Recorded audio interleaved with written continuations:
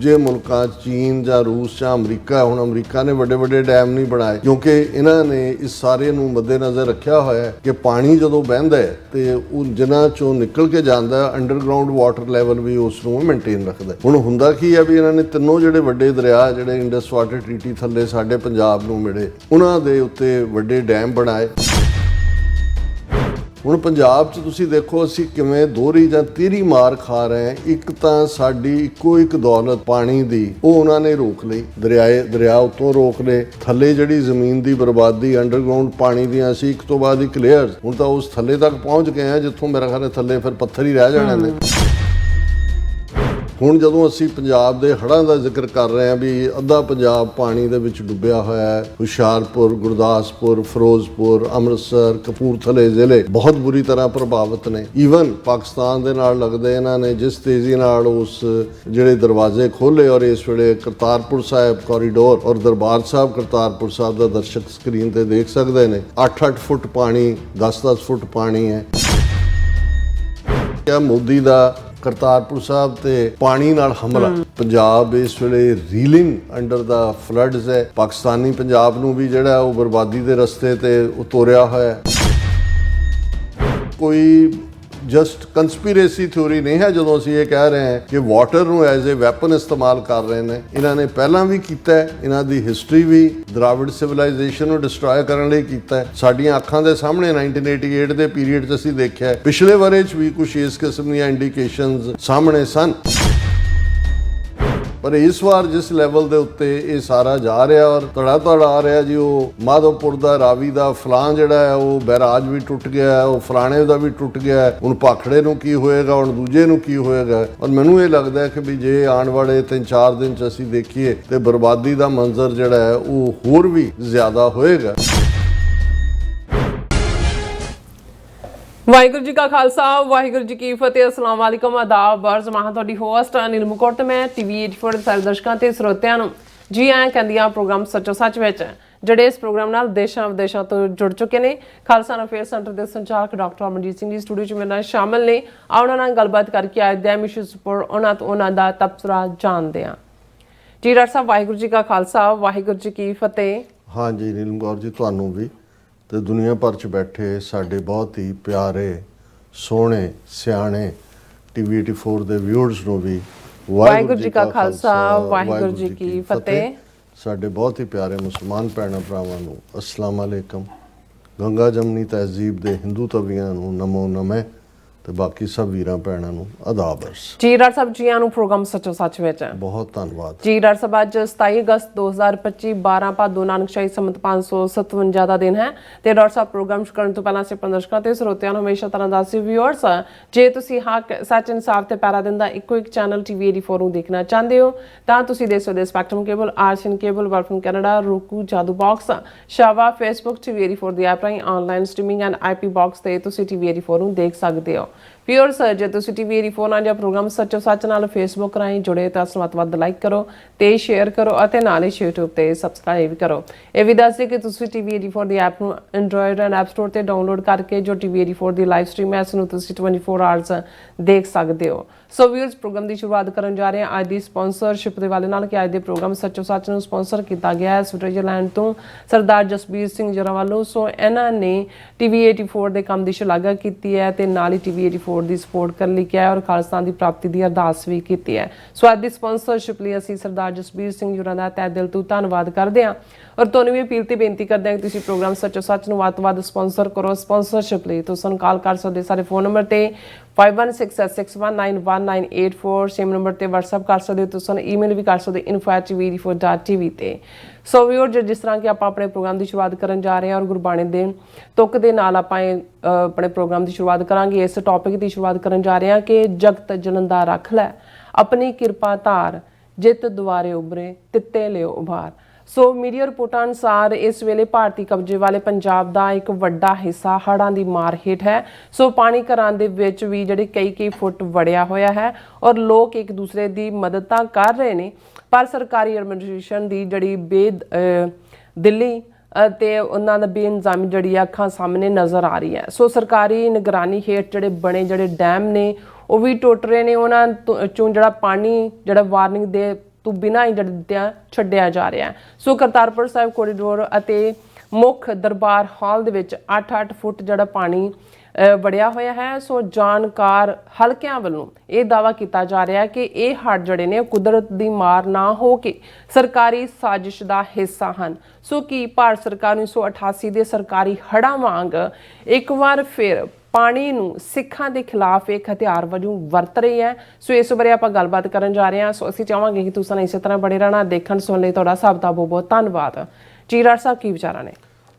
ਸਭ ਤੋਂ ਪਹਿਲਾਂ ਤਾਂ ਅੱਜ ਦੇ ਪ੍ਰੋਗਰਾਮ ਨੂੰ ਸਪਾਂਸਰ ਕਰਨ ਲਈ ਅਸੀਂ ਹਵਾਈ ਯੋਧੇ 에ਅਰ ਵਾਰੀਅਰ ਭਾਈ ਜਸਪੀਰ ਸਿੰਘ, ਜਿਹੜੇ ਸਵਿਟਜ਼ਰਲੈਂਡ 'ਚ ਵਸਦੇ ਨੇ ਔਰ ਇਸ ਵੇਲੇ 80s ਦੇ ਵਿੱਚ ਉਹਨਾਂ ਦੀ ਉਮਰ ਹੈ, ਪਰ ਚੜ੍ਹਦੀ ਕਲਾ 'ਚ ਨੇ। ਬਹੁਤ ਵੱਡਾ ਉਹਨਾਂ ਨੇ ਕੰਮ ਕੀਤਾ ਹੋਇਆ। ਜਿਹੜਾ ਪਹਿਲਾ ਮੈਸੇਜ ਇੰਟਰਨੈਸ਼ਨਲ ਲੈਵਲ ਦੇ ਉੱਤੇ ਭਾਈ ਗਜਿੰਦਰ ਸਿੰਘ ਔਰ ਉਹਨਾਂ ਦੇ ਹੋਰ 4 ਸਾਥੀਆਂ ਨੇ, ਜਿਨ੍ਹਾਂ 'ਚ ਭਾਈ ਜਸਪੀਰ ਸਿੰਘ ਵੀ ਸ਼ਾਮਲ ਨੇ, ਉਹਨਾਂ ਨੇ ਦਿੱਤਾ ਸੀ 30 ਸਤੰਬਰ 1981 ਨੂੰ, ਜਦੋਂ ਕਿ ਸੰਤ ਜਰਨੈਲ ਸਿੰਘ ਖਾਲਸਾ ਪਿੰਡਾਂ ਵਾਲਿਆਂ ਨੇ ਗ੍ਰਿਫਤਾਰੀ ਦਿੱਤੀ ਚੌਂਕ ਮਹਿਤਾ ਗੁਰਦਰਸ਼ਨ ਪ੍ਰਕਾਸ਼। ਔਰ ਉਸ ਤੋਂ ਠੀਕ 10 ਦਿਨ ਬਾਅਦ ਜਿਹੜਾ ਇਹ ਜਹਾਜ਼ ਲੈ ਕੇ ਲਾਹੌਰ ਪਹੁੰਚੇ। ਔਰ ਉਸ ਵੇਲੇ ਇੱਕ ਐਕਸ਼ਨ ਦੇ ਨਾਲ, ਉਦੋਂ ਅੱਜ ਵਾਂਗ ਹੁਣ ਅਸੀਂ ਗੱਲ ਆਲਮੋਸਟ 45 ਸਾਲ ਬਾਅਦ ਕਰ ਰਹੇ ਹਾਂ, ਉਹਨਾਂ ਜ਼ਮਾਨਿਆਂ ਦੇ ਵਿੱਚ ਹਾਈਜੈਕਿੰਗ ਜਿਹੜੀ ਹੈ ਇਹ ਇੱਕ ਸਿਆਸੀ ਸੁਨੇਹਾ ਦੇਣ ਦੇ ਲਈ ਵਰਤੀ ਜਾਂਦੀ ਸੀ। ਇਹ ਕਾਮਨ ਸੀ। ਅੱਡ ਫਲਸਤੀਨੀ ਹੋਣ, ਆਇਰਿਸ਼ ਹੋਣ, ਹੋਰ ਵੀ ਕਈ ਤਨਜ਼ੀਮਾਂ ਇਸ ਦਾ ਸਹਾਰਾ ਲੈਂਦੀਆਂ ਸੀ।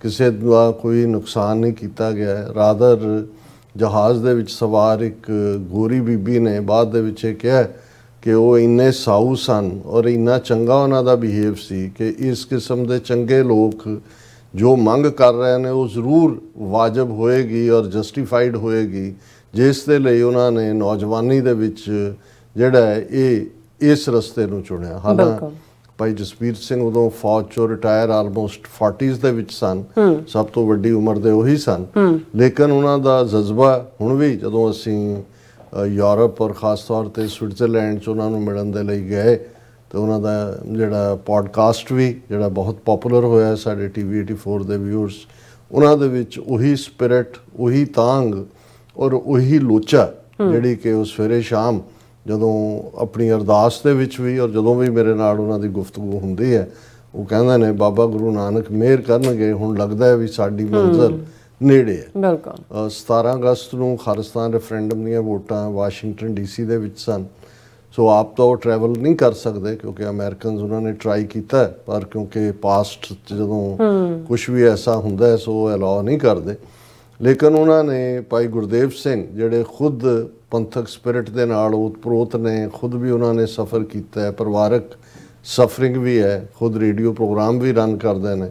ਭਾਈ ਜਸਪੀਰ ਸਿੰਘ ਹੋਰਾਂ ਦੇ ਦੁੱਖ ਸੁੱਖ ਦੇ ਸਾਥੀ ਨੇ।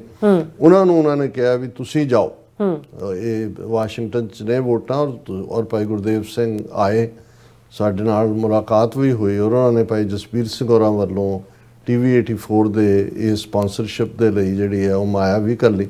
ਸੋ ਅਸੀਂ ਉਹਨਾਂ ਦਾ ਸ਼ੁਕਰੀਆ ਅਦਾ ਕਰਦੇ ਹਾਂ। ਅਸੀਂ ਸਮਝਦੇ ਹਾਂ ਕਿ ਭਾਈ ਜਿਨ੍ਹਾਂ ਨੇ ਆਪਣੀ ਜ਼ਿੰਦਗੀ ਭਰ ਜਵਾਨੀ ਦੇ ਵਿੱਚ ਉਹਨਾਂ ਦੀ ਸਿੰਘਣੀ, ਬੱਚੇ ਕਿਤੇ ਪਾਕਿਸਤਾਨ ਦੇ ਵਿੱਚ ਜੇਲ੍ਹ ਕੱਟੀ, ਫਿਰ ਬਾਹਰ ਆ ਕੇ ਵੀ ਜਿਸ ਕਿਸਮ ਦਾ ਮਾਹੌਲ ਹੈ, ਲੇਕਿਨ ਇਹੀ ਜਦੋਂ ਮੈਂ ਸਮਝਦਾ ਵੀ ਜਿਹੜੇ ਸਾਡੇ ਸੰਘਰਸ਼ ਦੇ ਪਿਲਰ ਨੇ, ਔਰ ਇਹੀ ਗੱਲ ਜਿਹੜੇ ਅੱਜ ਦੇ ਕੰਟੈਕਸਟ ਦੇ ਵਿੱਚ ਐਕਟਿਵਿਸਟ ਨੇ, ਜਦੋਂ ਉਹ ਆਪਣੇ ਇਸ ਰਸਤੇ ਤੇ ਤੁਰੇ ਹੋਏ ਨੇ, ਬਹੁਤ ਵੈਲਕਮ ਹੈ। ਸਾਨੂੰ ਇਸ ਗੱਲ ਦੀ ਖੁਸ਼ੀ ਹੈ ਕਿ ਅਗਲੀ ਜਨਰੇਸ਼ਨ ਨੇ ਝੰਡਾ ਚੁੱਕ ਲਿਆ ਹੈ ਖਾਲਿਸਤਾਨ ਦੀ ਗੱਲ ਕਰਨ ਦਾ।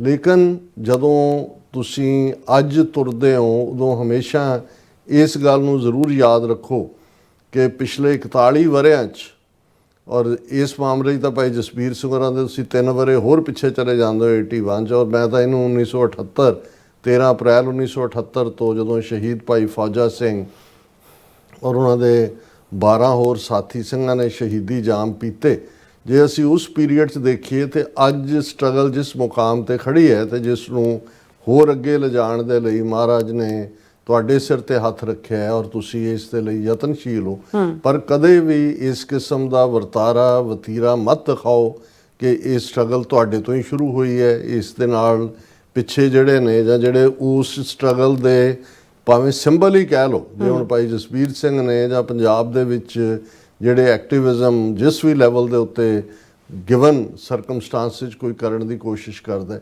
ਇਹ ਕਿਸੇ ਨੂੰ ਛੁਟਿਆਉਣ ਦਾ ਜਾਂ ਕਿਸੇ ਨੂੰ ਬਿਲਿਟਲ ਮਹਿਸੂਸ ਕਰਾਉਣ ਦਾ, ਇਹ ਫਿਰ ਜਦੋਂ ਯੰਗਰ ਜਿਹੜੇ ਬੱਚਿਆਂ ਵਾਂਗ ਨੇ ਤੁਸੀਂ ਉਹਨਾਂ ਵੱਲ ਦੇਖਦੇ ਹੋ ਤਾਂ ਫਿਰ ਕਈ ਵਾਰ ਔਰ ਇਹ ਇੱਕ ਵਰਤਾਰਾ ਚੱਲ ਰਿਹਾ ਜਿਸ ਤੋਂ ਵਾਰਨ ਕਰਨਾ ਵੀ ਸਾਡਾ ਫਰਜ਼ ਹੈ। ਅਸੀਂ ਐਡਮਾਇਰ ਵੀ ਕਰਦੇ ਹਾਂ, ਐਪਰੀਸ਼ੀਏਟ ਵੀ ਕਰਦੇ ਹਾਂ ਜਿਹੜਾ ਵੀ ਕੰਮ, ਔਰ ਇਹਦੇ 'ਚ ਕੋਈ ਸ਼ੱਕ ਨਹੀਂ ਹੈ ਕਿ ਯੰਗਰ ਜਨਰੇਸ਼ਨ ਦੇ ਵਿੱਚ ਹਮੇਸ਼ਾ ਇੱਕ ਪੋਟੈਂਸ਼ੀਅਲ ਹੁੰਦਾ ਹੈ, ਇੱਕ ਉਹਨਾਂ ਦੇ ਵਿੱਚ ਆਪਣੇ ਕਿਸਮ ਦਾ ਡਾਇਨਾਮਿਜ਼ਮ ਹੁੰਦਾ ਹੈ। ਕਿਉਂਕਿ ਸਾਡੀ ਸਾਰੀ ਜਨਰੇਸ਼ਨ ਜਦੋਂ ਆਪਣੇ ਯੂਥ ਦੇ ਵਿੱਚ ਸੀ, ਉਹਨਾਂ ਦੇ ਸਾਹਮਣੇ ਹੋਰ ਵੀ ਵੱਡੇ ਚੈਲੰਜਸ ਸਨ ਪੰਜਾਬ ਦੀ ਧਰਤੀ ਤੇ ਹੁੰਦੇ ਆ, ਜਿਨ੍ਹਾਂ ਨੇ 80s ਦੇ ਵਿੱਚ ਫਿਰ 90s ਦੇ ਵਿੱਚ ਜਿਹੜਾ ਉਹ ਸਫ਼ਰ ਕੀਤਾ ਹੈ। ਸੋ ਇਹਦੇ ਬਾਵਜੂਦ ਜੇ ਇਹ ਕਿਹਾ ਜਾਏ ਕਿ ਵੀ ਠੀਕ ਹੈ ਕੁਝ ਪੀਰੀਅਡ ਖੜੋਤ ਦਾ ਵੀ ਆਇਆ ਜਿਹਦੇ 'ਚ ਐਂ ਲੱਗਦਾ ਸੀ ਵੀ ਕੁਝ ਨਹੀਂ ਹੋ ਰਿਹਾ, ਪਰ ਉਦੋਂ ਵੀ ਜਿਨ੍ਹਾਂ ਨੇ ਇਸ ਦੀਵੇ ਦੇ ਵਿੱਚ ਤੇਲ ਪਾ ਕੇ ਇਸ ਨੂੰ ਜਿਹੜਾ ਉਹ ਭਾਵੇਂ ਟਿਮਟਮਾਉਂਦਾ ਹੀ ਸੀ, ਤੁਹਾਨੂੰ ਮੌਕਾ ਮਿਲਿਆ ਵੀ ਤੁਸੀਂ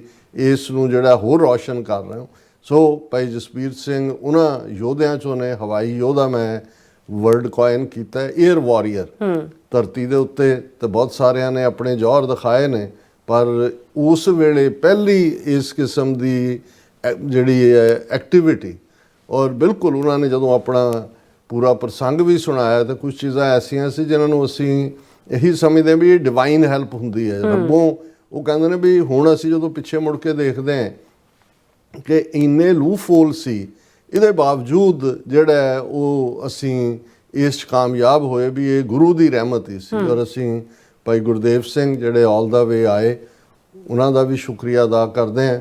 ਔਰ ਦਰਸ਼ਕ ਪਿਕਚਰ ਸਕਰੀਨ ਤੇ ਦੇਖ ਸਕਦੇ ਨੇ ਭਾਈ ਗੁਰਦੇਵ ਸਿੰਘ ਹੋਰਾਂ ਨੂੰ ਗੁਰਦੁਆਰਾ ਸਿੰਘ ਸਭਾ ਬ੍ਰੈਡਕ ਰੋਡ ਵੱਲੋਂ ਆਨਰ ਵੀ ਕੀਤਾ ਗਿਆ, ਉਹਨਾਂ ਨੇ ਐਡਰੈਸ ਵੀ ਕੀਤਾ। ਔਰ ਜਿਸ ਜਿਹੜਾ ਉਹਨਾਂ ਦੇ ਅੰਦਰ ਜਜ਼ਬਾ ਜਾਂ ਉਤਸ਼ਾਹ ਹੈ, ਜਦੋਂ ਉਹ ਕੋਈ ਵੀ, ਕਿਉਂਕਿ TV 84 ਦੀ ਟੀਮ ਨੇ ਵੀ ਉਹਨਾਂ ਨੂੰ ਇੰਟਰਵਿਊ ਕੀਤਾ ਜਦੋਂ ਅਸੀਂ ਉਸ ਮਾਲ ਦੇ ਉੱਤੇ ਜਿੱਥੇ ਕਿ ਵੋਟਾਂ ਪੈ ਰਹੀਆਂ ਸੀ, ਉੱਥੇ ਅੱਡ-ਅੱਡ ਸ਼ਖਸੀਅਤਾਂ ਨੂੰ ਜਿਹੜਾ ਉਹ ਇੰਟਰਵਿਊ ਕੀਤਾ। ਔਰ ਉਹਦੇ 'ਚ ਇਹ ਜ਼ਾਹਰ ਹੈ ਕਿ ਜਿਹੜੇ ਲੋਕ ਇਸ ਸਾਰੇ 'ਚੋਂ ਗੁਜ਼ਰੇ ਹੋਏ ਨੇ, ਜਜ਼ਬਾਤ ਇੰਨਾ ਹਾਵੀ ਹੁੰਦਾ ਹੈ ਕਿ ਉਹਨਾਂ ਨੂੰ ਕਈ ਵਾਰੀ ਤੁਹਾਨੂੰ ਰੋਕਣ ਨੂੰ ਵੀ ਮਨ ਨਹੀਂ ਕਰ ਰਿਹਾ ਹੁੰਦਾ ਕਿ ਭਾਈ, ਹਾਲਾਂ ਬਹੁਤ ਵਾਰੀ ਸਾਊਂਡ ਬਾਈਟ ਦਾ ਤਾਂ ਮਕਸਦ ਹੁੰਦਾ ਹੈ ਕਿ ਤੁਸੀਂ 2 ਤੋਂ 5 ਮਿੰਟ ਤੱਕ, ਪਰ ਇਸ ਲੈਵਲ ਦਾ ਪ੍ਰਵਾਹ ਉਹਨਾਂ ਦਾ ਸੀ ਕਿ ਜਿਹੜੇ ਆਲੇ ਦੁਆਲੇ ਖੜੇ ਸੀ ਉਹ ਵੀ ਕਹਿਣ ਲੱਗੇ ਵੀ ਇੰਨਾ ਜਜ਼ਬਾ ਔਰ ਇੰਨਾ, ਮੈਂ ਕਿਹਾ ਜੀ ਇਹ ਉਸ ਸਫਰਿੰਗ 'ਚੋਂ, ਔਰ ਜਦੋਂ ਫਿਰ ਤੁਸੀਂ ਇੱਕ ਉਤਸ਼ਾਹ ਨਾਲ ਦੇਖਦੇ ਹੋ ਕਿ ਜਿਸ ਰਸਤੇ ਤੇ ਤੁਸੀਂ ਤੁਰੇ ਅੱਜ ਉਸ ਨੂੰ ਫਲ ਲੱਗ ਰਿਹਾ ਹੈ, ਜਾਂ ਅੱਜ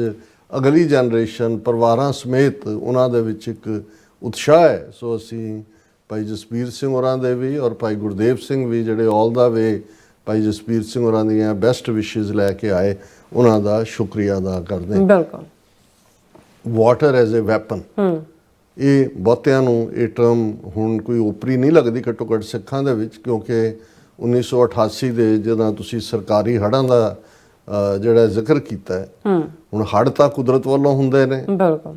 ਇੱਕ ਜ਼ਮਾਨਾ ਸੀ ਜਦੋਂ ਦਰਿਆ ਜਿਹੜੇ ਨੇ ਉਹਨਾਂ ਬਾਰੇ ਸੀ ਕਿ ਜੀ ਦਰਿਆ ਕਿਹੜੇ ਇੱਕ ਕੰਢਿਆਂ ਦੇ ਵਿੱਚ ਵਸਦੇ ਨੇ, ਦਰਿਆਵਾਂ ਦੀ ਤਾਂ ਮੌਜ ਹੁੰਦੀ ਹੈ, ਜਦੋਂ ਮਰਜ਼ੀ ਉਹ ਕੰਢਾ ਬਦਲ ਲੈਣ। ਔਰ ਇਹੀ ਕਾਰਨ ਹੈ ਕਿ ਜਦੋਂ ਤੁਸੀਂ 300 ਸਾਲ ਪਹਿਲਾਂ ਜਾਂ 500 ਸਾਲ ਪਹਿਲਾਂ ਜਿਹੜਾ ਦਰਿਆਵਾਂ ਦੇ ਵਹਿਣ ਦਾ ਇਲਾਕਾ ਸੀ ਉਹ ਦੇਖਦੇ ਹੋ, ਤੇ ਅੱਜ ਦੇਖਦੇ ਹੋ ਤਾਂ ਤੁਹਾਨੂੰ ਇਹ ਨਜ਼ਰ ਆਉਂਦਾ ਕਿ ਵੀ ਦਰਿਆ ਤੋਂ ਸ਼ਹਿਰ ਕਿੰਨੇ ਮੀਲ ਦੂਰ ਹੋ ਗਏ, ਕਿਉਂਕਿ ਦਰਿਆ ਆਪਣਾ ਵਹਿਣ ਬਦਲ ਲੈਂਦੇ ਨੇ। ਜਿਵੇਂ ਹੁਣ ਅਸੀਂ ਜੇ ਅਨੰਦਪੁਰ ਸਾਹਿਬ ਦੇਖੀਏ ਤੇ ਬਿਲਕੁਲ ਸਤਲੁਜ ਦੇ ਕੰਢੇ ਤੇ ਸੀ, ਜਦੋਂ ਗੁਰੂ ਕਲਗੀਧਰ ਪਾਤਸ਼ਾਹ ਨੇ ਜਿਹੜੇ ਉਹਨਾਂ ਦੇ ਮਾਤਾ ਦਾ ਗੁਰੂ ਤੇਗ ਬਹਾਦਰ ਸਾਹਿਬ ਦੇ ਮਹਿਲ, ਗੁਰੂ ਕੇ ਮਹਿਲ, ਔਰ ਉਹਨਾਂ ਨੇ ਆਪਣੇ ਮਾਤਾ ਜੀ ਮਾਤਾ ਨਾਨਕੀ ਦੇ ਨਾਂ ਤੇ, ਔਰ ਜ਼ਾਹਰ ਹੈ ਗੁਰੂ ਕਲਗੀਧਰ ਪਾਤਸ਼ਾਹ ਦੇ ਦਾਦੀ ਜੀ ਸਨ, ਚੱਕ ਨਾਨਕੀ ਵਸਾਇਆ ਸੀ 10ਵੇਂ ਪਾਤਸ਼ਾਹ ਨੇ ਅਨੰਦਪੁਰ ਸਾਹਿਬ, ਉਹ ਬਿਲਕੁਲ ਸਤਲੁਜ ਦੇ ਕੰਢੇ ਤੇ ਸੀ, ਸਤਲੁਜ ਦੇ ਬੈਂਕਸ ਦੇ ਉੱਤੇ।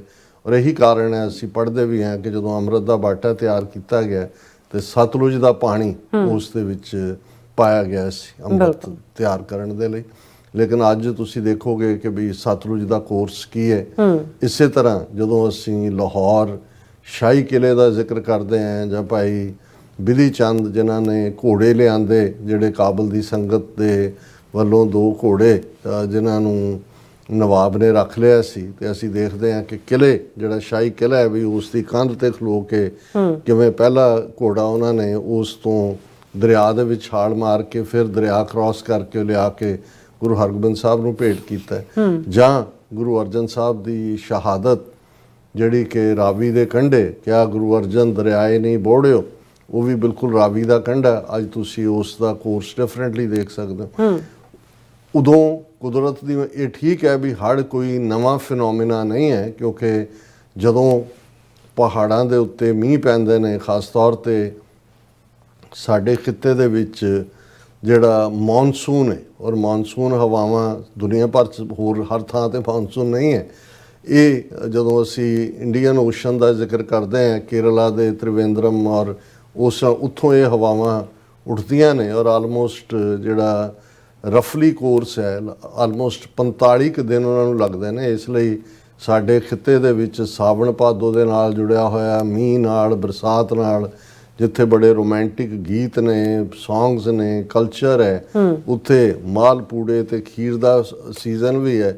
ਔਰ ਜਦੋਂ ਗੁਰੂ ਨਾਨਕ ਪਾਤਸ਼ਾਹ ਨੇ 12ਵਾਂ ਜਿਹੜਾ ਤੁਖਾਰੀ ਦੇ ਵਿੱਚ ਉਚਾਰਿਆ ਤੇ ਉਹਨਾਂ ਨੇ ਉਸ ਮੀਂਹ ਦੇ ਪਾਣੀ ਦੇ ਨਾਲ, ਹੜ੍ਹਾਂ ਦੇ ਨਾਲ, ਸੱਪ, ਠੂੰਗੇ, ਮੱਛਰ, ਇਹਨਾਂ ਸਾਰਿਆਂ ਦਾ ਜ਼ਿਕਰ ਵੀ ਕੀਤਾ ਹੈ। ਜ਼ਾਹਰ ਹੈ ਕਿ ਵੀ ਉਦੋਂ ਵੀ ਪਾਣੀ ਜਿਹੜਾ ਨਿਕਾਸ ਦਾ ਪ੍ਰਬੰਧ ਭਾਵੇਂ ਜਿਹੜੇ ਪਲੈਨਡ ਸਿਟੀ ਸੀ ਪੁਰਾਣੀਆਂ ਉਹਨਾਂ 'ਚ ਸੀ, ਪਾਣੀ ਕਿੱਥੋਂ ਨਿਕਲਣਾ ਹੈ, ਪਰ ਫਿਰ ਵੀ ਇਹ ਸਾਰਾ ਪਾਰਟ ਰਿਹਾ। ਕਈ ਵਾਰ ਹੜ੍ਹ ਜਿਹੜੇ ਨੇ ਉਹ ਨੁਕਸਾਨ ਵੀ ਕਰਦੇ ਰਹੇ, ਉਹਨਾਂ ਨੇ ਦਰਿਆਵਾਂ ਨੇ ਆਪਣਾ ਰੁਖ ਵੀ ਬਦਲੇ।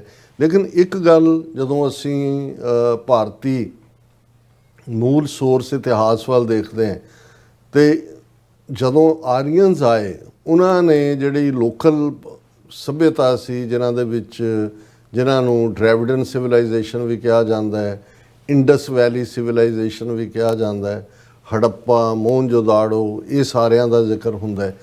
ਤੇ ਇਹ ਆਉਂਦਾ ਹੈ ਕਿ ਵੀ ਜਿਹੜੇ ਆਰੀਅਨਸ ਨੇ, ਔਰ ਇਹਦਾ ਜ਼ਿਕਰ ਵੇਦਾਂ ਦੇ ਵਿੱਚ ਵੀ ਉਹਨਾਂ ਨੇ ਢੰਗ ਜੇ ਨਾਲ ਕੀਤਾ ਹੋਇਆ ਮੰਤਰਾਂ ਰਾਹੀਂ, ਕਿ ਦੁਸ਼ਮਣ ਨੂੰ ਜਿਹੜਾ ਹੈ ਉਹ ਪਾਣੀ ਦੇ ਵਿੱਚ ਡੋਬ ਕੇ ਮਾਰਨਾ। ਉਹ ਕੀ ਕੀਤਾ, ਕਿਵੇਂ ਕੀਤਾ ਭਾਵੇਂ, ਲੇਕਿਨ ਇਹਦੇ 'ਚ ਕੋਈ ਦੋ ਰਾਵਾਂ ਨਹੀਂ ਨੇ ਕਿ ਈਵਨ ਹਜ਼ਾਰਾਂ ਸਾਲ ਪਹਿਲਾਂ ਵਾਟਰ ਨੂੰ ਐਜ਼ ਏ ਵੈਪਨ ਇਹਨਾਂ ਆਰੀਅਨਸ ਨੇ ਆਪਣੇ ਦੁਸ਼ਮਣਾਂ ਦੇ ਖਿਲਾਫ ਇਸਤੇਮਾਲ ਕੀਤਾ ਸੀ। ਔਰ ਉਸ ਦੇ ਪੂਰੇ ਸ਼ਲੋਕ ਨੇ ਸੈਲੀਬ੍ਰੇਟ ਕਰਦੇ ਆ ਕਿ ਭਾਈ ਇਹ ਵਿਕਟਰੀ ਜਿਹੜੀ ਹੈ ਇਹ ਬੜੀ ਯੂਨੀਕ ਵਿਕਟਰੀ ਸੀ, ਜਿਹਦੇ 'ਚ ਉਹਨਾਂ ਨੇ ਬਾਕੀ ਢੰਗ ਤਰੀਕੇ ਅਪਣਾਏ। ਉਹਦੇ 'ਚ ਹੀ ਅਸੀਂ ਦੇਖਦੇ ਹਾਂ ਕਿ ਇਸ ਕਿਸਮ ਦੀ ਜਿਹੜੀ ਵੱਡੀ ਸਿਵਲਾਈਜੇਸ਼ਨ ਇੰਡਸ ਵੈਲੀ ਦੀ ਡਿਵੈਲਪ, ਜਿੱਥੇ ਵੱਡੇ ਵੱਡੇ ਬਾਥਰੂਮ ਤੱਕ ਸਨ, ਉਹਨਾਂ ਦੀ ਆਪਣੀ ਲਿਪੀ ਵੀ ਸੀ, ਲੈਂਗੁਏਜ ਸੀ ਉਹਨਾਂ ਦੀ, 5000 ਸਾਲ ਪਹਿਲਾਂ ਦੀ ਅਸੀਂ ਗੱਲ ਕਰ ਰਹੇ ਹਾਂ। ਔਰ ਪੂਰੇ ਪਲੈਨਡ ਸਿਟੀਜ਼ ਸਨ ਉਹਨਾਂ ਦੀਆਂ। ਉਹਨਾਂ ਨੇ ਜਿੱਥੇ ਉਹਨਾਂ ਦਾ ਬਾਕੀ ਸਾਰਾ ਹੈਰੀਟੇਜ ਡਿਸਟਰੋਏ ਕੀਤਾ, ਉਹਨਾਂ ਦੀਆਂ ਜਿਹੜੀਆਂ ਕਿਲਿੰਗਸ ਨੇ ਉਹ ਪਾਣੀ ਦੇ ਵਿੱਚ ਡੋਬ ਕੇ ਵੀ ਕੀਤੀਆਂ। ਦੂਸਰਾ ਪਾਰਟ, ਜੇ ਅਸੀਂ ਇਸ ਸਾਰੇ ਨੂੰ ਫਾਸਟ ਫਾਰਵਰਡ ਕਰੀਏ ਤੇ ਫਿਰ ਇਹਦੇ 'ਚ ਕੋਈ ਸ਼ੱਕ ਨਹੀਂ ਹੈ ਕਿ ਜਦੋਂ ਭਾਰਤ ਨੇ ਭਾਖੜਾ ਡੈਮ ਬਣਾਇਆ, ਔਰ ਅਸੀਂ ਅਕਸਰ ਜ਼ਿਕਰ ਕਰਦੇ ਹਾਂ ਕਿ ਵੀ ਜਦੋਂ ਇੰਡਸ ਵਾਟਰ ਟਰੀਟੀ 1960 ਦੇ ਵਿੱਚ ਹੁੰਦੀ ਹੈ, ਲੇਕਿਨ ਉਸ ਤੋਂ ਪਹਿਲਾਂ ਜਿਹੜਾ ਨੈਗੋਸ਼ੀਏਟਿੰਗ ਪੈਕਟ ਸੀ ਇੰਡੀਆ ਪਾਕਿਸਤਾਨ ਦੇ ਵਿਚਾਲੇ, ਜਿਹਨੂੰ ਵਰਲਡ ਬੈਂਕ ਨੇ ਜਿਹੜਾ ਉਹਦੀ ਮੀਡੀਏਸ਼ਨ ਕੀਤੀ, ਉਸ ਦਾ ਹੀ ਇੱਕ ਨਤੀਜਾ ਸੀ ਜਿਸ ਨੂੰ ਵਰਲਡ ਬੈਂਕ ਨੇ ਫਾਈਨੈਂਸ ਕੀਤਾ।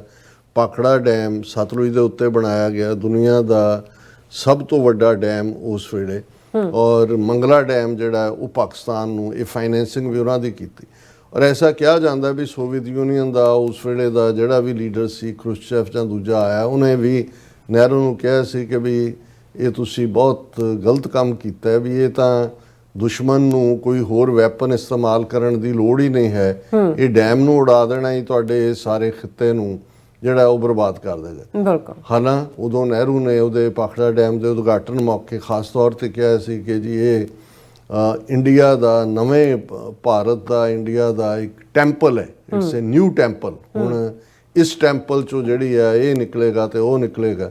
ਫਿਰ ਅਸੀਂ ਦੇਖਦੇ ਹਾਂ ਕਿ ਵੀ ਬੜੇ ਸਿਸਟਮੈਟਿਕ ਤਰੀਕੇ ਦੇ ਨਾਲ ਜੇ ਸਤਲੁਜ ਦੇ ਉੱਤੇ ਭਾਖੜਾ ਹੈ, ਫਿਰ ਅਸੀਂ ਥੀਂ ਡੈਮ ਦੇਖਦੇ ਹਾਂ, ਫਿਰ ਅਸੀਂ ਜਿਹੜਾ ਪੌਂਗ ਡੈਮ ਦੇਖਦੇ ਹਾਂ ਬਿਆਸ ਰਾਵੀ ਦਰਿਆਵਾਂ ਦੇ ਉੱਤੇ।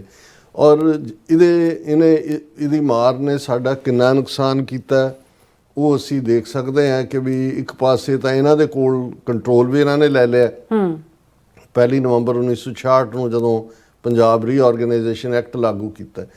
ਪਰ ਹੁਣ ਉਹੀ ਜਿਹੜਾ ਮਾਡਲ ਦੂਜੇ ਮੁਲਕਾਂ ਚੀਨ ਜਾਂ ਰੂਸ ਜਾਂ ਅਮਰੀਕਾ, ਹੁਣ ਅਮਰੀਕਾ ਨੇ ਵੱਡੇ ਵੱਡੇ ਡੈਮ ਨਹੀਂ ਬਣਾਏ ਕਿਉਂਕਿ ਇਹਨਾਂ ਨੇ ਇਸ ਸਾਰੇ ਨੂੰ ਮੱਦੇਨਜ਼ਰ ਰੱਖਿਆ ਹੋਇਆ ਹੈ ਕਿ ਪਾਣੀ ਜਦੋਂ ਵਹਿੰਦਾ ਹੈ ਤੇ ਉਹ ਜਿਨ੍ਹਾਂ ਚੋਂ ਨਿਕਲ ਕੇ ਜਾਂਦਾ ਅੰਡਰਗਰਾਉਂਡ ਵਾਟਰ ਲੈਵਲ ਵੀ ਉਸ ਨੂੰ ਮੇਨਟੇਨ ਰੱਖਦਾ। ਹੁਣ ਹੁੰਦਾ ਕੀ ਹੈ ਵੀ ਇਹਨਾਂ ਨੇ ਤਿੰਨੋਂ ਜਿਹੜੇ ਵੱਡੇ ਦਰਿਆ ਜਿਹੜੇ ਇੰਡਸ ਵਾਟਰ ਟ੍ਰੀਟੀ ਥੱਲੇ ਸਾਡੇ ਪੰਜਾਬ ਨੂੰ ਮਿਲੇ, ਉਹਨਾਂ ਦੇ ਉੱਤੇ ਵੱਡੇ ਡੈਮ ਬਣਾਏ। ਉਹਦਾ ਨਤੀਜਾ ਕਿ ਜਿੱਥੋਂ ਲੋਅਰ ਪਲੇਨਸ ਆਫ ਪੰਜਾਬ ਚੋਂ ਦਰਿਆ ਜਿਹੜੇ ਵਗਦੇ ਸੀ ਉਹ ਤਾਂ ਸੁੱਕ ਗਏ, ਉਹ ਤਾਂ ਨਾਲਿਆਂ ਤੋਂ ਬਦਤਰ ਨੇ, ਗਰਮੀਆਂ 'ਚ ਬਿਲਕੁਲ ਸੁੱਕੇ ਹੁੰਦੇ ਨੇ। ਔਰ ਨਤੀਜਾ ਉਹ ਗਰਾਊਂਡ ਵਾਟਰ ਜਿਹੜਾ 1947 'ਚ ਜਦੋਂ ਆਪਣੇ ਲੋਕਾਂ ਨੇ ਆ ਕੇ ਲਹਿੰਦੇ ਪੰਜਾਬ 'ਚੋਂ ਇੱਧਰ ਖੇਤੀਬਾੜੀ ਸ਼ੁਰੂ ਕੀਤੀ, ਜਿਹੜਾ ਗਰਾਊਂਡ ਵਾਟਰ ਲੈਵਲ 12 ਤੋਂ 15 ਫੁੱਟ ਤੱਕ ਸੀ, ਕਈ ਥਾਂ ਤੇ ਈਵਨ ਇਸ ਤੋਂ ਵੀ ਘੱਟ ਸੀ, ਉਹ ਅੱਜ 300 ਤੋਂ 400 ਫੁੱਟ ਚਲਾ ਗਿਆ ਕਿਉਂਕਿ ਅੰਡਰਗਰਾਉਂਡ ਵਾਟਰ ਜਿਹੜਾ ਕਿ ਦਰਿਆਈ ਜਦੋਂ ਨਹੀਂ ਨੇ ਤੇ ਉਹ ਅੰਡਰਗਰਾਉਂਡ ਜਿਹੜੀ ਸੀਪੇਜ ਹੁੰਦੀ ਸੀ ਉਹਦੇ ਰਾਹੀਂ ਤਾਂ ਹੈ ਨਹੀਂ ਹੈ। ਬਾਕੀ ਝੋਨੇ ਦਾ ਕੰਮ ਇਹ ਸੈਕੰਡਰੀ ਉਹਦੇ ਨਾਲ ਜੁੜਿਆ ਹੋਇਆ। ਹੁਣ ਇਸ ਸਾਰੇ ਦੇ ਚੱਲਦਿਆਂ ਵੀ ਦਰਿਆਈ ਪਾਣੀ, ਜਦੋਂ ਅਸੀਂ ਬਹੁਤ ਵਾਰ ਇੰਟਰਨੈਸ਼ਨਲ ਰਾਈਪੇਰੀਅਨ ਲਾਅ ਦੀ ਗੱਲ ਕਰਦੇ ਹਾਂ, ਰਾਈਪੇਰੀਅਨ ਅੰਗਰੇਜ਼ੀ ਦਾ ਲਫ਼ਜ਼ ਹੈ ਜਿਸ ਦਾ ਮਤਲਬ ਹੈ ਦਰਿਆ ਦਾ ਕੰਢਾ। ਉਸ ਦਾ ਇੱਕ ਬ੍ਰੌਡਰ, ਜਿਹਨੂੰ ਤੁਸੀਂ ਝਟਕਾ ਪ੍ਰਿੰਸੀਪਲ, ਉਹਦਾ ਸਿੰਪਲ ਸਾਦਾ ਜ਼ੁਬਾਨ 'ਚ ਇਹੀ ਹੈ ਕਿ ਵੀ ਜਿਨ੍ਹਾਂ ਦਰਿਆਵਾਂ ਦੇ ਕੰਢੇ ਜਿਹੜੇ ਲੋਕ ਵਸਦੇ ਨੇ, ਜਦੋਂ ਦਰਿਆਵਾਂ 'ਚ ਹੜ੍ਹ ਆਉਂਦੇ ਨੇ ਉਹੀ ਸਫ਼ਰ ਕਰਦੇ ਨੇ, ਇਸ ਲਈ ਉਹਨਾਂ ਦਰਿਆਵਾਂ ਦੇ ਪਾਣੀਆਂ ਦੇ ਉੱਤੇ ਉਹਨਾਂ ਦਾ ਹੱਕ ਹੈ, ਉਹਨਾਂ ਦੀ ਮਲਕੀਅਤ ਹੈ। ਇਹ ਰਾਈਪੇਰੀਅਨ ਲਾਅ ਹੈ ਜਿਹਨੂੰ ਇੰਟਰਨੈਸ਼ਨਲ ਰਾਈਪੇਰੀਅਨ ਲਾਅ ਵੀ ਕਿਹਾ ਜਾਂਦਾ ਹੈ। ਔਰ ਇਹਦੇ 'ਤੇ ਆਧਾਰਿਤ ਹੀ ਦੁਨੀਆ ਦੇ ਵਿੱਚ ਟਰੀਟੀਜ਼ ਔਰ ਅਪਰ ਰਾਈਪੇਰੀਅਨ, ਲੋਅਰ ਰਾਈਪੇਰੀਅਨ, ਇਹ ਸਾਰੇ ਸਮਝੌਤੇ ਹੁੰਦੇ ਨੇ।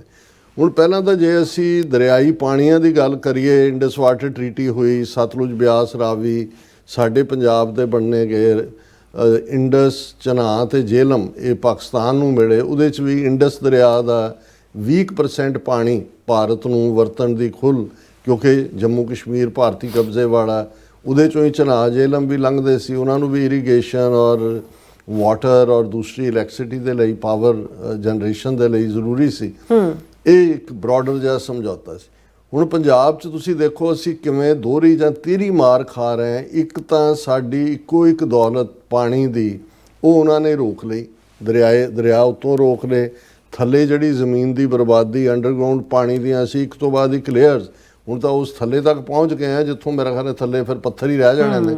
ਉਸ ਲੈਵਲ ਤੱਕ ਪਾਣੀ ਸਬਮਰਸੀਬਲ ਪੰਪਸ ਔਰ ਦੂਸਰੇ ਇਸਤੇਮਾਲ ਹੋ ਰਹੇ ਨੇ। ਇੱਕ ਤਾਂ ਉਹ ਸਾਨੂੰ ਡਿਪਰਾਈਵ ਕੀਤਾ।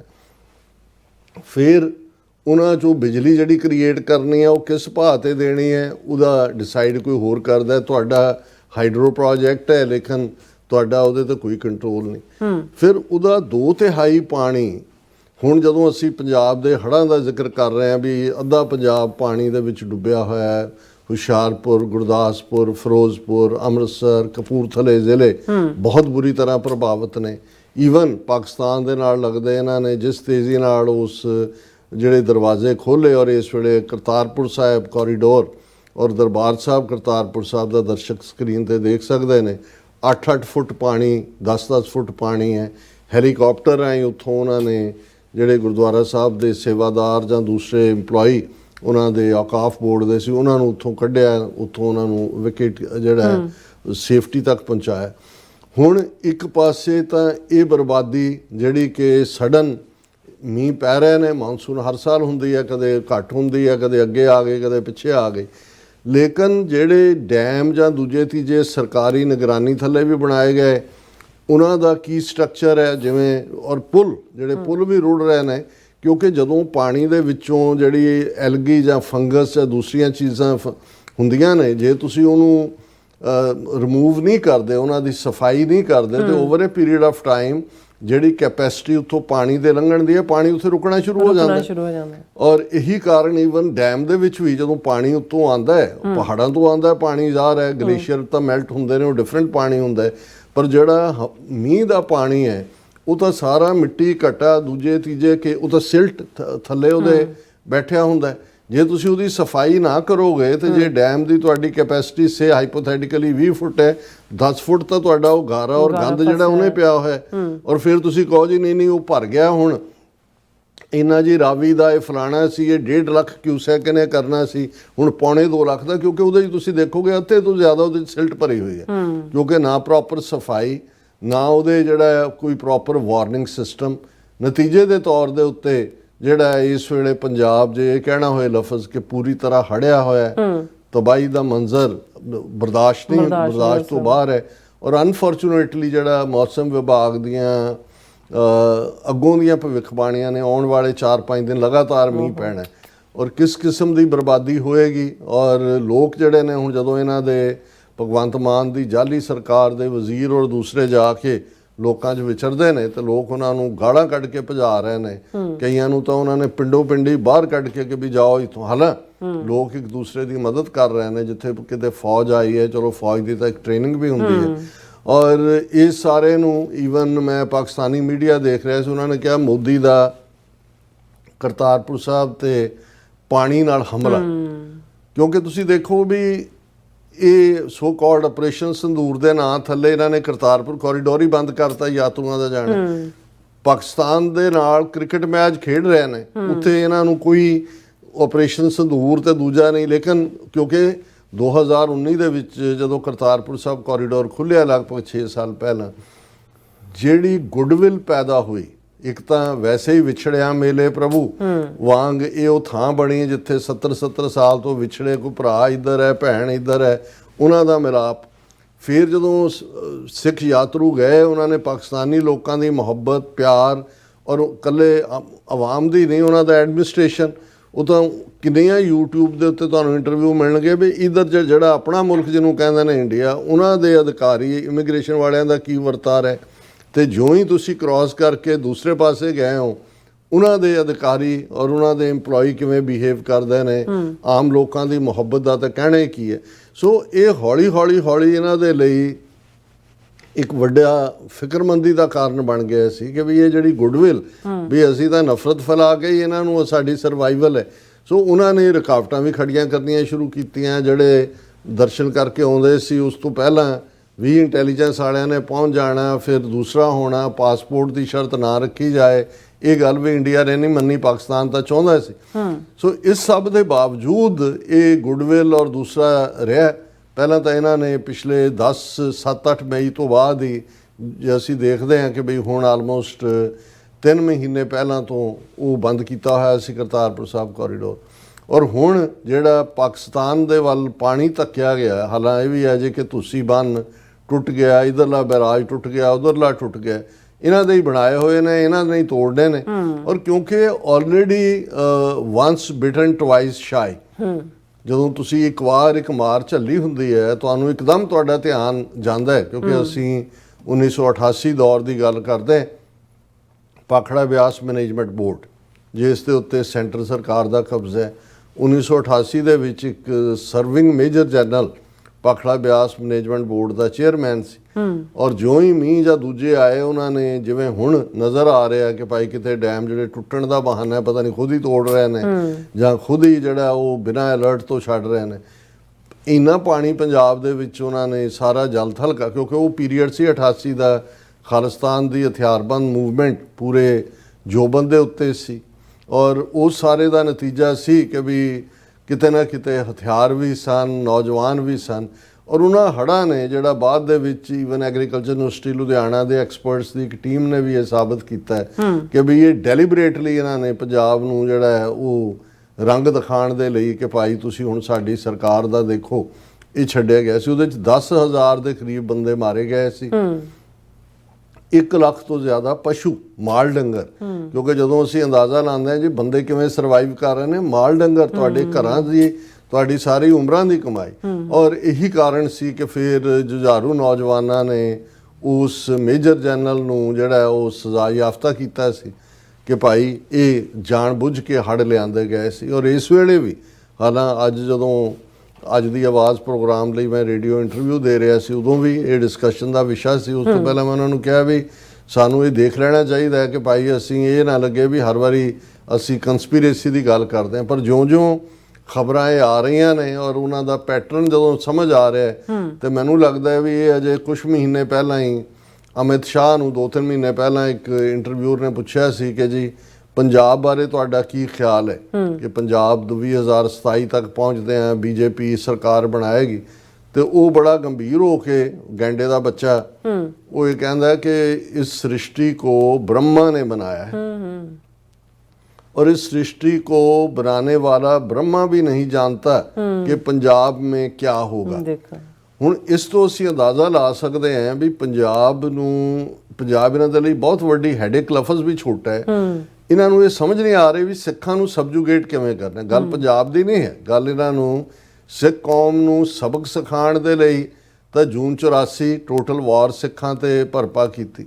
41 ਸਾਲ ਬਾਅਦ ਅੱਜ ਇਹਨਾਂ ਦਾ ਨੱਕ ਰਗੜਿਆ ਜਾ ਰਿਹਾ। ਅਮਰੀਕਾ ਨੇ ਧੌਣ ਤੋਂ ਫੜਿਆ ਹੋਇਆ, ਬਾਂਹ ਮਰੋੜ ਕੇ ਪਿੱਠ ਪਿੱਛੇ ਲਾਈ ਹੋਈ ਹੈ, ਟੈਰਿਫ ਦੇ ਥੱਲੇ ਰੀਲ ਕਰ ਰਹੇ ਨੇ। ਬੁਰਾ ਹਾਲ ਬੌਂਕੇ ਦਿਹਾੜੇ ਇਹਨਾਂ ਦਾ ਹਾਲ ਹੈ। ਔਰ ਪੰਥ ਦੀ ਤਾਂ ਚੜ੍ਹਦੀ ਕਲਾ ਹੈ, ਕੌਮ ਆਪਣੇ ਨਿਸ਼ਾਨੇ ਵੱਲ ਵੀ ਵੱਧ ਰਹੀ ਹੈ। ਚੈਲੰਜਸ ਦੇ ਬਾਵਜੂਦ ਜਿਹੜਾ ਉਹ ਅਸੀਂ ਅੱਗੇ ਨਿਕਲ ਰਹੇ ਹਾਂ। ਔਰ ਪੰਜਾਬ ਦੇ ਵਿੱਚ ਵੀ ਜਿਹੜੀ ਸਪਿਰਿਟ ਡਿਫਾਈਂਸ ਦੀ ਹੈ, ਉਹ ਭਾਵੇਂ ਮੈਂਬਰ ਪਾਰਲੀਮੈਂਟ ਦੀ ਚੋਣ ਵੇਲੇ ਭਾਈ ਅੰਮ੍ਰਿਤਪਾਲ ਸਿੰਘ, ਭਾਈ ਸਰਬਜੀਤ ਸਿੰਘ ਕੁਆਇਟ ਵਿਜ਼ੀਬਲ ਹੈ। ਔਰ ਕੋਈ ਵੀ ਇਸ਼ੂ ਹੁੰਦਾ ਹੈ, ਲੈਂਡ ਪੂਲਿੰਗ ਪਾਲਿਸੀ ਦੇ ਥੱਲੇ 3 ਖੇਤੀ ਕਾਨੂੰਨਾਂ ਤੋਂ ਬਾਅਦ ਦੂਸਰਾ ਵੱਡਾ ਟੈਸਟ ਜੇ ਸਾਡੀ ਜ਼ਮੀਨ ਖੋਹਣ ਦੇ ਹਵਾਲੇ ਨਾਲ ਸੀ ਤੇ ਲੈਂਡ ਪੂਲਿੰਗ ਪਾਲਿਸੀ ਸੀ। ਔਰ ਇਸ ਨੂੰ ਕਿਵੇਂ ਨੌਜਵਾਨ ਜਥੇਬੰਦੀਆਂ ਨੇ ਚੈਲੰਜ ਕੀਤਾ, ਪੰਥਕ ਜਥੇਬੰਦੀਆਂ ਨੇ ਕੀਤਾ, ਫਿਰ ਕਿਸਾਨ ਜਥੇਬੰਦੀਆਂ ਨੂੰ ਵੀ ਸਮਝ ਆ ਗਈ।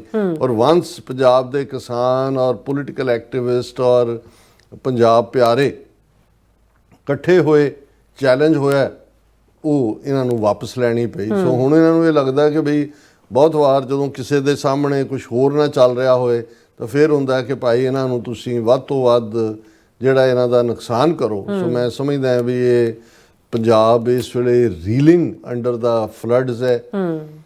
ਪਾਕਿਸਤਾਨੀ ਪੰਜਾਬ ਨੂੰ ਵੀ ਜਿਹੜਾ ਉਹ ਬਰਬਾਦੀ ਦੇ ਰਸਤੇ ਤੇ ਉਤੋਰਿਆ ਹੋਇਆ। ਔਰ ਅੱਜ ਹੀ ਡਾਕਟਰ ਚੀਮਾ ਨਾਲ ਗੱਲ ਹੋ ਰਹੀ ਸੀ, ਕਹਿੰਦੇ ਵੀ ਇਹ ਤਾਂ ਇੰਡਸ ਵਾਟਰ ਟਰੀਟੀ ਨੂੰ ਸਸਪੈਂਡ ਕਰਕੇ ਦਰਿਆਈ ਪਾਣੀ ਰੋਕਣ ਦੀ ਗੱਲ ਕਰ ਰਹੇ ਨੇ।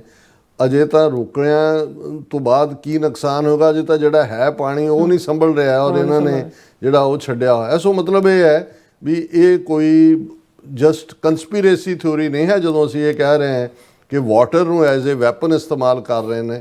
ਇਹਨਾਂ ਨੇ ਪਹਿਲਾਂ ਵੀ ਕੀਤਾ ਹੈ, ਇਹਨਾਂ ਦੀ ਹਿਸਟਰੀ ਵੀ ਦਰਾਵਿੜ ਸਿਵਲਾਈਜੇਸ਼ਨ ਨੂੰ ਡਿਸਟਰੋਏ ਕਰਨ ਲਈ ਕੀਤਾ ਹੈ।